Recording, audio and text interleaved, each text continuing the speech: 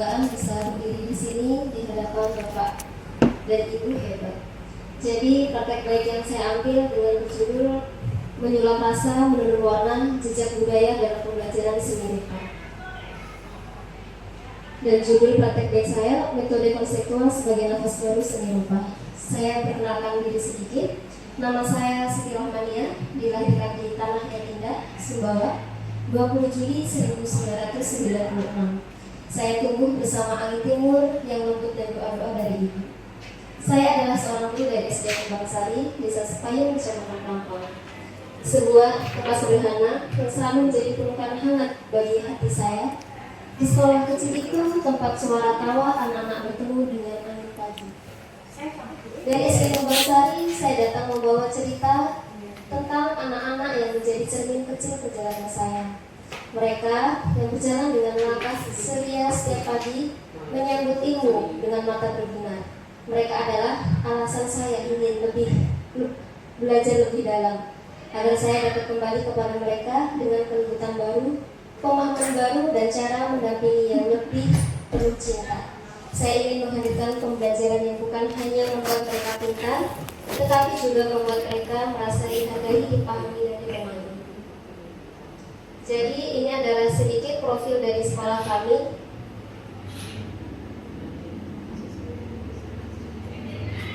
Jadi sekolah kami ini terdiri dari 44 siswa yang mayoritasnya semuanya beragama Hindu dan bersuku Bali. Kami terdiri dari 14 guru dan salah satu kepala sekolah yang berbeda suku. Jadi kami seperti Indonesia kecil. Guru-gurunya ada Sumbawa, ada Lombok, ada Jawa, dan ada Bali. Jadi alur dari praktek baik ini menggunakan alur STAR. Yang pertama adalah situasi, latar belakang, mengapa saya mengambil praktek baik ini. Di SD Kembang Sari yang berdiri di tengah kehidupan masyarakat bersuku Bali, seni bukan hanya pelajaran, ia adalah nafas budaya yang mengalir di setiap rumah, setiap upacara, dan setiap denyut harmonis sehari-hari. Ragam hias yang mereka pelajari di kelas bukan sekedar motif. Ia adalah warisan yang tumbuh dari tanah leluhur, menyatu dengan adat, simbol, dan keindahan jiwa Bali yang syarat makna. Namun, meski dikelilingi kekayaan budaya, seringkali siswa hanya melihat ragam hias sebagai bentuk yang perlu disalin, bukan cerita yang perlu diselami. Pola-pola indah yang sesungguhnya mengandung filosofi, nilai spiritual, dan petuah kehidupan hanya menjadi garis yang lewat tanpa makna. Pembelajaran berjalan di permukaan, sementara kedalaman ragam hias yang sejatinya hidup dalam keseharian mereka belum betul-betul tersentuh. Hal itu menjadi tantangan bagi saya.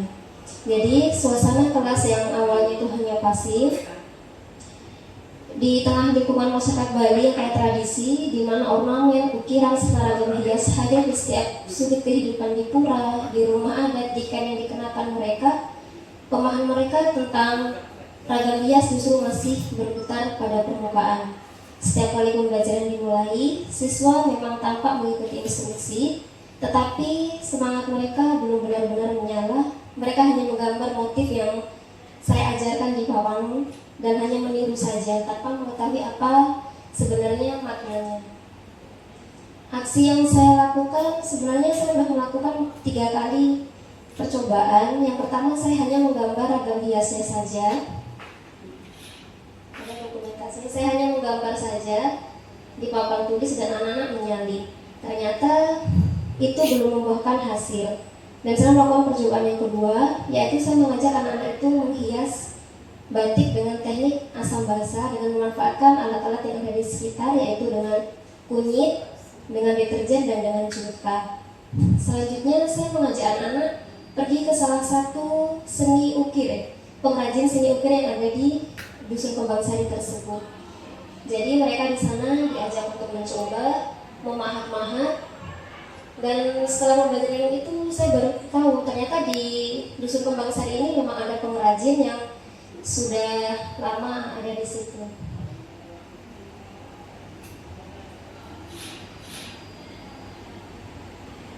Dan ini adalah result atau hasilnya. Yang pertama, dari rangkaian langkah pembelajaran mendalam yang dijalani, ruang kelas pada mata pembelajaran seni rupa di SD Kembang Sari berubah bagi taman yang kembali bersemi. Yang pertama, pemahaman yang semakin mengakar, yaitu siswa tidak lagi memandang ragam hias sebagai pola yang harus disalin, tetapi sebagai jejak kehidupan yang mengikat mereka dengan budaya Bali. Mereka mulai menyebut motif dengan maknanya, bukan hanya dengan bentuknya. Pemahaman mereka berubah dari sekadar melihat menjadi menyelami dan meniru menjadi mengerti. Motivasi belajar mereka bertambah dan kebanggaan budaya yang menguat di dalam diri.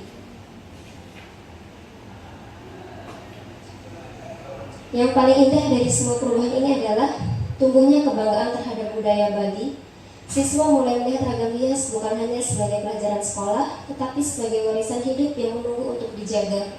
Mereka seperti menemukan kembali rumah mereka sendiri, rumah budaya yang selama ini hanya mereka lewati. Kini, mulai mereka memasuki dengan penuh kehangatan. Hasil-hasil itu menjadikan pembelajaran mendalam, bukan sekedar pendekatan, tetapi perjalanan yang mengubah cara siswa melihat diri, budaya dan pengetahuan. Di SDN Kembangsari, seni kembali bernafas, ragam hias kembali bercerita, dan siswa kembali belajar dengan hati yang menyala.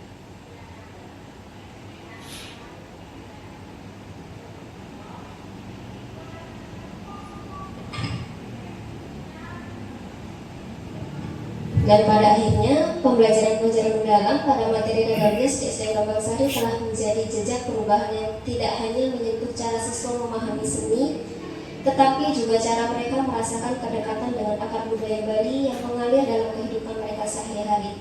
Pembelajaran tidak lagi berhenti pada garis dan pola, tetapi menjelma menjadi pengalaman menyelam ke dalam diri, menemukan kembali pentingnya warisan budaya, menyadari nilai-nilai hidup dalam setiap simbol, dan menumbuhkan kebanggaan sebagai generasi penerus penjaga tradisi. Mungkin itu saja dari saya. Ini dari tanggapan. Siap. Terima kasih Bu ya. Ibu usianya berapa sekarang Bu? Sekarang 30 tahun. 30 tahun sudah menikah? Sudah, sekarang saya sedang hamil. Perayaan anaknya diikutkan itu perayaan.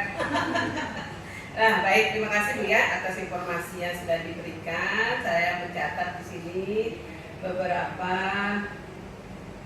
informasi.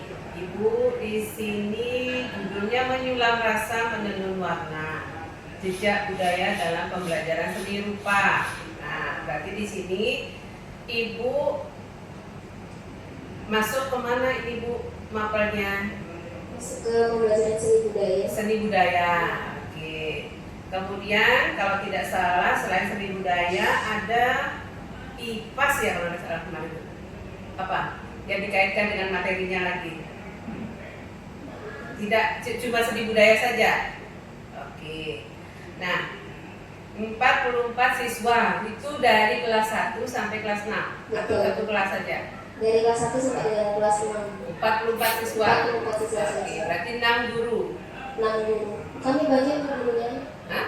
Banyak guru di sana ada. Oh, banyak guru. Iya, 13 sama materi-materinya. Oh, 13 sama bahasa Inggris ya. Sama PKOK dan guru agama Hindu. Oke, siap.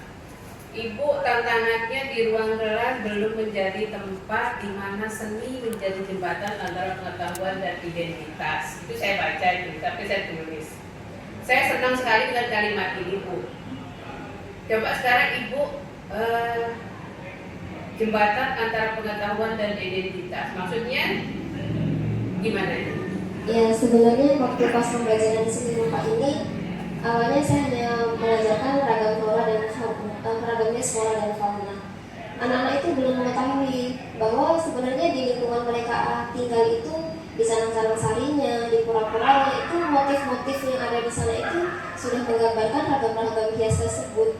Tapi anak-anak mengertinya ya ragamnya sekedar bunga yang saya contohkan di sekolah saja, tanpa mereka sadar ini bahwa sebenarnya pembelajaran di sekolah sama yang ada di lingkungan mereka ini ada di kehidupan mereka, cuma belum menyadarinya. Makanya saya mengangkat praktek baik ini buat menyadarkan kembali ke anak-anak bahwa seni rupa ragam hias berupa flora itu ada loh di rumahnya anak, di pintu-pintunya, di sanggah-sanggahnya. Cuma mereka belum mengetahui awalnya, tapi setelah pembelajaran ini baru mereka tahu, oh iya Bu, pas saya lihat di sanggahnya ternyata gambar di sanggah itu ya Bu, ragam hias flora, kadang-kadang karena berbentuk seperti bunga seperti itu. Oke, yang Ibu ceritakan tadi itu Ibu dapatkan informasi dari mana? Yang saya ceritakan ini yang bagaimana maksudnya? Yang ibu tadi bercerita, ternyata ada loh di rumahmu. Iya kan, Ibu dapat informasinya dari mana? dari siswa. Dari siswa. Ya. Bagaimana maksudnya dari siswa? Ya setelah pembelajaran itu kan saya menghubungkan kan Bu, apa namanya, ragam beasiswa itu di sekolah. Nah, Terus setelah itu mengamati di rumahnya. nah, Jadi anak-anak itu memberikan informasi. Selain itu saya juga pergi ke rumah anak-anak ini kan setiap saya lewat itu juga kita mendapati sangga-sangga pura-pura itu. ya karena kan seperti yang dituliskan juga. Saya kembalikan ini karena ibu menulis, maka kita kembalikan lagi ke ibu ya. Di dalam ibu metode kontekstual, tadi ibu tulis itu ya, kontekstual berarti yang nyata, yang terjadi, yang bisa dilihat dalam kehidupan sehari-hari mereka. Di situ ada dalam menalar setiap motif patra, sulur kehidupan, simbol bintang. Ini kan artinya kalau kita melihat dari identitas kita, gurunya ibu ini kan berkerudung nih, berarti ibu. Nah, makanya ada kaitannya dengan pertanyaan tadi itu. Dari mana mengetahui? Apakah hanya dari siswa saja? Atau dari ibu ngecek nggak kembali misalnya? Saya buka internet, saya belajar lagi. Iya. Nah, itu yang ini. Berarti ibu kan bukan hanya dari apa? Dari siswa saja kan? Nah, berarti di sini ibu memiliki penambahan terhadap literasi agama lain kan? Nah, itu loh Bu yang membuat kita hebat. Berarti ibu kan sudah mampu nih menarik mata pelajaran seni rupa terkait dengan sumber daya manusia yang ibu ajarkan. Ngapain kita ajarkan seni melukis modern misal gitu ya. Sementara ayo dong saya mau wujudkan identitas anak ini sehingga anak-anak ini nanti generasi penerusnya dia tidak melupakan terkait dengan seni yang ada di agama Hindunya itu. Dan mereka kan ukir-ukiran kan, kayak patung, kayak apa. Nah, di sini juga ibu kembali saya melihat luar biasa tantangan itu, masuk tadi tantangan ya. Nah sekarang ibu kan aksi di video saya lihat ibu turun bersama anak-anak. Itu satu kelas berapa Bu di kelas ibu itu? Kami satu kelas itu ada 6 orang ibu murid 6 saya. orang saja siswanya sih ya tuh. Iya, terus itu ada anak-anak kelas 5 yang ikut. Katanya nanti sore saya ikut Bu Guru katanya. Iya, saya Sore kegiatannya. Iya, saya ajak pas sorenya. Paginya kan di sekolah, pulang dari absen itu kan saya ajak anak-anak kumpul dulu di sekolah, kita pergi bersama-sama. Berarti anaknya di situ juga rumahnya. Iya, anak-anak memang anak dari situ. Dan kebetulan pengrajin ini salah satu wali murid dari kelas 6 tuh, anak saya mengajar ini.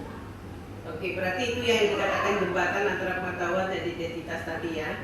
Nah, terkait dengan bagaimana ibu menilai produk dari hasil anak. Bagaimana ibu menilai, memberikan penilaian dari hasil anak terhadap pembelajaran seni rupa?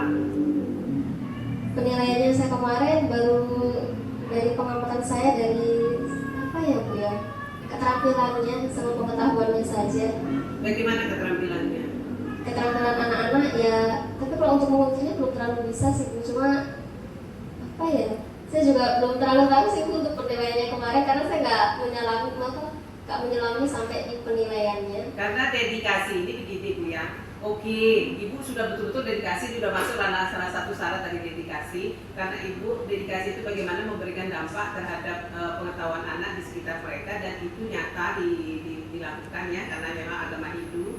Itu kan berarti ibu sudah punya potensi ini dikembangkan dibawa ke dalam kelas ibu. Nah, tetap ibu juga harus menilai ketika saya sudah memberikan metode terkait dengan mereka, saya ajak ke tempat yang pandai memahat gitu. Kan ini juga harus ada penilaian otentik mereka. Nah, jadi di sini ibu mungkin observasi yang bisa dilakukan kan? Di penilaian observasi itu apa? Apakah anak-anak di sana mencoba atau bagaimana? Sehingga nanti pada saat mereka untuk dibawa ke kelas itu mereka menggambar. Ya kan? Nah, itu hasilnya itu kan ada namanya penilaian produk. Ya? Oke, itu aja Bu ya. Sudah berapa tahun jadi guru berarti ini? Sudah 14 tahun sih kalau dari honorernya. Oh, 14 tahun. Lebih lama ibu daripada saya. Oke, terima kasih. Lanjut kita ke Ibu Wardina ya. Atau Pak Dayat. Oh, Bu Wardina dulu silakan. Dan saya tergantung kata pertama. Ngampok kok kayak gitu. Mohon maaf Bunda ya. Tadi juga, pokoknya setiap peserta saya ngomong maaf. Saya ini berbahasa Indonesia, jadi nanti akan Memang tujuannya masuk memang tujuannya untuk pembahasan yang biasanya saya lebih, terutama saya di naskah Bu. Saya makanya kalau di naskah karena itu kita baca bukan sekali berapa kali kan, namanya ini lomba. Baru kita lagi di naskah yang Ibu, saya nggak fokus ke sana ya Bu ya, tapi yang di naskah yang dipikirin. Karya tulis. Karya naskahnya ini. Di sini judulnya dua Bu ya.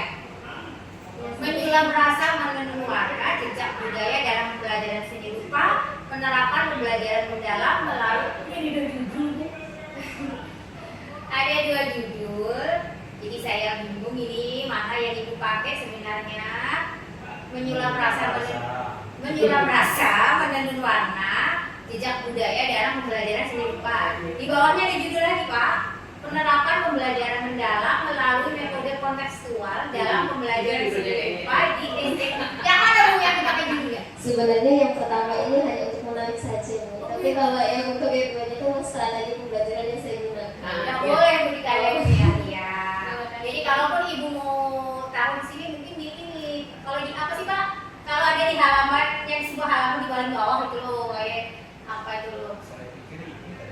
Judulnya Itu tuh untuk peminat pemantik aja. Ternyata ini bukan judul. Nggak apa deh, cara paham kan. Judulnya bukan itu. Terus yang kedua judul nggak boleh ditanda petik Bu ya. Tanda petik itu digunakan ketika kata itu belum familiar atau Ibu mau kata ini memang dikhususkan gitu loh. Punya makna lain. Ya atau bisa juga maknanya lain atau kata yang memang masih belum familiar, saya gunakan bahasa daerah boleh atau dipertebal boleh, salah satunya lah digunakan. Tapi ini bukan judul itu ya, judul rasa itu kan. Judulnya di bawah. Judulnya di bawah, oke Bu. Biar tidak keliru karena judul itu mempengaruhi sama dengan nama Bu. Ketika Siti pasti wah udah gitu. Jadi tahu, nah biar kita sama-sama tidak salah. Berangkat dari judul. Kedua nih Bu, sebelum sama seperti inti, lihat tulisannya dulu. Ketika judulnya huruf kecil Bu, memang betul Bu, Ibu nulis judul sudah betul. Penerapan pembelajaran mendalam melalui, coba ini ada yang huruf kapital, ada yang tidak, yang konsisten Bu ya. Khusus di judul seperti ini betul bahwa tidak menggunakan huruf kapital, cuma ini ada yang Ibu apa sih tebalkan, ada yang enggak. Kalau tebal semua, kalau enggak semua. Seperti tadi saya sampaikan, kecuali ada yang mungkin ambil dari bahasa daerah atau dari bahasa asing yang memang perlu dipertegas, maka boleh kita bertanda. Terus tidak boleh ada tanda kutip. Terus kalau awalnya huruf kapital, maka gunakan semua huruf kapital di awal, kecuali kata menghubung. Kalau di dan itu nggak boleh. Nah Ibu saya lanjut ke bawah, di pendahuluan Ibu tulis huruf kapital semua. Jadi istilahnya kalau judul itu kan melakukan semua, otomatis judul di anak itu harus lebih kecil. Iya, bahkan ketika huruf kapital di hukum, kadang-kadang dengan fontnya ketika kita bedakan. Yang ini pakai 14, ini pakai 12 untuk membedakan bahwa ini memang terlalu itu Bu ya. Yang ketiga, ada banyak sekali tulis kata di mana. Tidak sampai saya di mana kata-kata. Jadi hilangkan. Dengan dihilangkan kata di mana nggak mempengaruhi makna. Hilangkan saja itu. Banyak lebih dari 10 katanya di sana. Terus yang ketiga ini kemudian banyak tulisan yang teknik ikhtiar itu tulisnya bisa juga di Google ya. Apa? KBBI ya. Ini tulisannya. Di luar penulisan ada yang setanya Ibu. Tadi sudah tantangan Ibu sana ya. Sekarang sudah Tantangan itu bukan naskah ya. Oh, bukan naskahnya. Jadi di sini diisi Bu. Ada judulnya tuh kondisi pembelajaran di kelas sebelum ada di learning. Jadi sok nyari di bawah ini sesudah di learning bahkan nggak ketemu ternyata. Karena ketika kita bilang sebelum berarti sudah harus ada perbandingan itu Bu. Ketika Ibu membicarakan sebelum, sudah jadi terus 2 kali dilakukan. Oh iya, karena sebelum, ketika bicara sebelum ya sesudahnya di mana? Ada perubahan nggak kan gitu? Jadi mungkin anak judulnya ini diganti jangan di seperti ini. Tuh karena kalau ada sebelum harus ada kata sesudah Bu, dan ini sifatnya nanti pembandingan sebelum dan sesudah bagaimana? Itu kalau di dalam karya itu kemudian sedikit ini tadi apa ya? Sorry pada yang sebentar tadi Pak, satu lagi. Habis kan nggak apa-apa. Yang terakhir itu kan memang. Udah soalnya ini. Ini Bu. Lihat tulisannya Bu ya, yang sama Bu ya rata ya. jangan nggak sama, jangan nggak rata. Ibu aja kalau garis nggak lurus kan nggak enak ya. Dilihatnya nggak enak. Nah ini Pak Bu, apa saya yang salah memahami dengan bacaan ini atau bagaimana? Iya Bu ya, saya baca Bu ya. Langkah pertama yang saya lakukan adalah mengajak siswa keluar dari rutinitas kelas, bukan secara fisik tetapi secara batin. Iya Bu ya, saya bayangkan berarti anak-anak itu kaya kan? Tetapi di kalimat selanjutnya saya meminta mereka memperhatikan ragam hias yang ada di lingkungan sekitar. Siapa semua memperhatikan kan? Pada ukiran rumah adat, canang, sesajen, dan bla bla bla. Mereka mulai melihat bahwa dunia mereka dipenuhi simbol bla bla bla. Pengamatan ini menjadi pintu awal. Saya juga mengajak mereka menemui pengrajin. Berarti kan jelas pergi Bu secara fisik. Mohon diklarifikasi aja sih Bu. Apa tulisannya yang keliru? Maksudnya atau bagaimana mungkin? Atau bagaimana? Ya keliru. Keliru. Tanpa saya sadari yang keluar batin berarti cuma ngomong saja. Oh gitu. Nadanya tidak. Saya kuatkan kemungkinan ibu dalam menyusun kalimatnya itu ada yang terpotong. Kenapa terpotong? Karena setelah saya melihat naskah, setelah saya lihat videonya, ibu memang membawa anak-anak itu melihat. Iya di sini Ada yang terpotong di situ. bukan secara fisik tapi secara batin ya. Saya pikir bagaimana anak-anak itu ada video sehingga ini iya kata-katanya itu saya aku Ibu salah. Langsung bisik saya ya. Aduh, saya kalah nih sama ibu itu dalam menyusun kalimat ini. Cuma memang kalau di karya-karya ilmiah dikurangi sedikit tuh unsur fiksinya.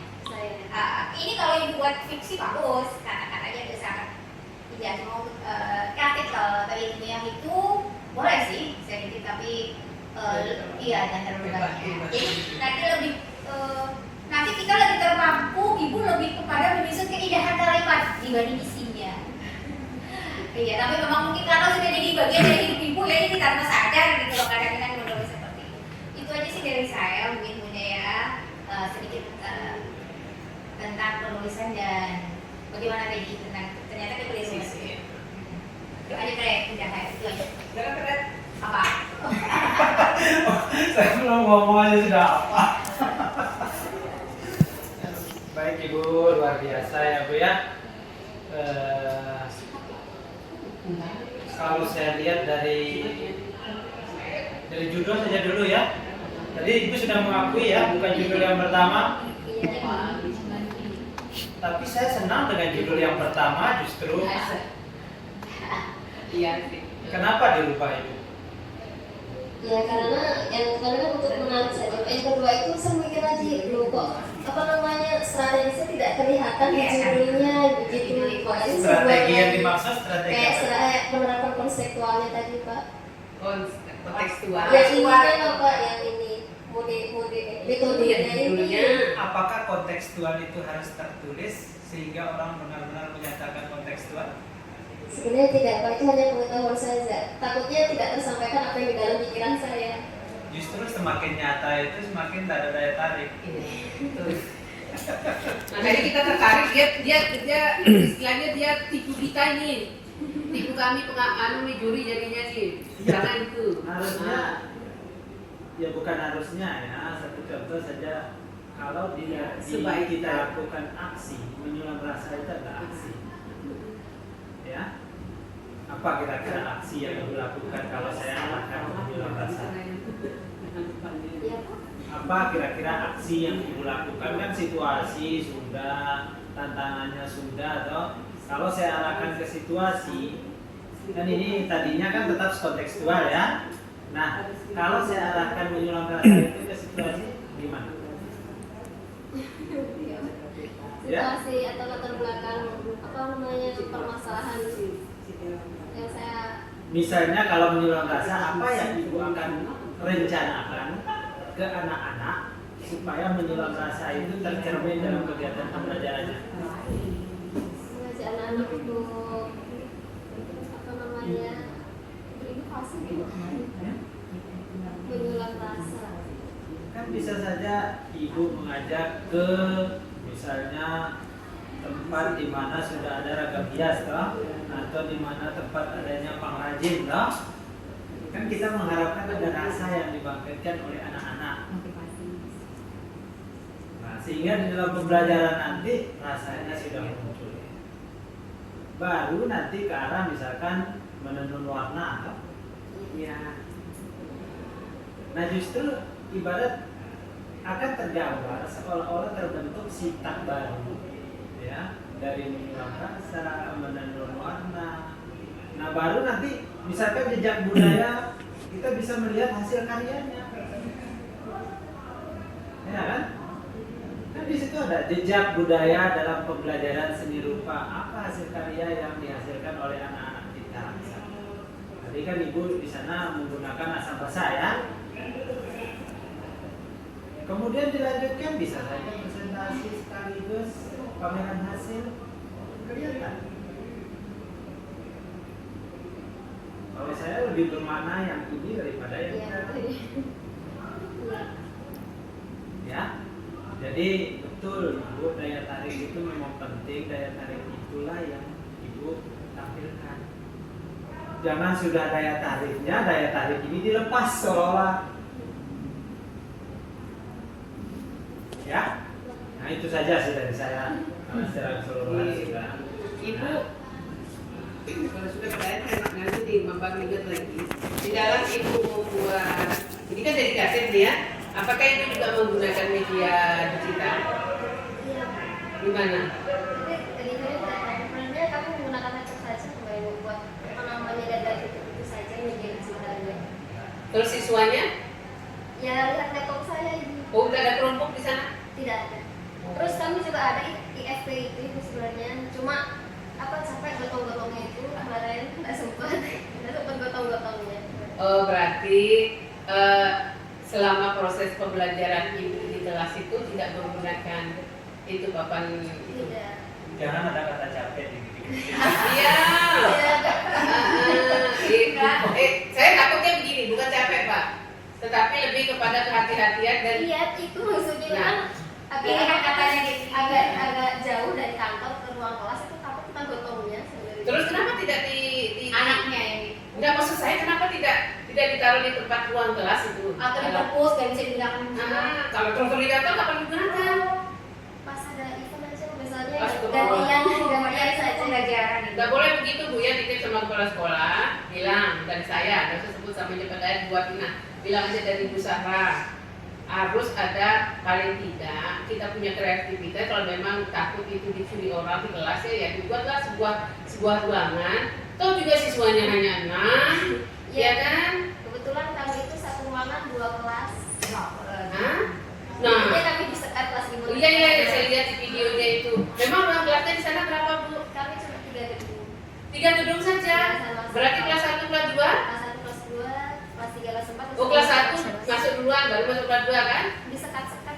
Disekat, berarti 3 ruangan itu 2 kelas. 4 jadi dengan ruang kantor. Saya. Begitu. Nah, kan ruangan kantor kan juga banyak guru di sana. Ketika di ruang kantor kalau tidak banyak tidak apa-apa, ibu bawa siswa ibu ke ruang ke kantor Ya itu sekali-sekala. sekali-sekala. Ya, tapi tetap sih kita gunakan itu. Biasanya buat media apa workflow sama krisisnya, sama ada aplikasi interaktif itu. Nah, memang inilah tantangan ibu-ibu. Makanya coba ibu ceritakan gitu dengan siswa 44 siswa, gedungnya hanya 3, kami disekati 2 ruangan. Ketika kita menggunakan slide atau kayak gini terus ada suara-suara kan kasihan kelas sebelah. Nah, bagaimana caranya ibu begitu bawa ke kantor di situ, biar gurunya dan ngungsi dan sebagainya diceritakan di situ, kan lebih asik tuh orang dari membayangkan kasihan di guru kita mau kreativitas tapi terbatas ruangan ya udah seperti ini. Nah ini kita pesannya ya Untuk Ibu terima kasih luar biasa. Dan apa yang sudah dikatakan Ibu Ardina, Pak Dayat itu jadikan catatan.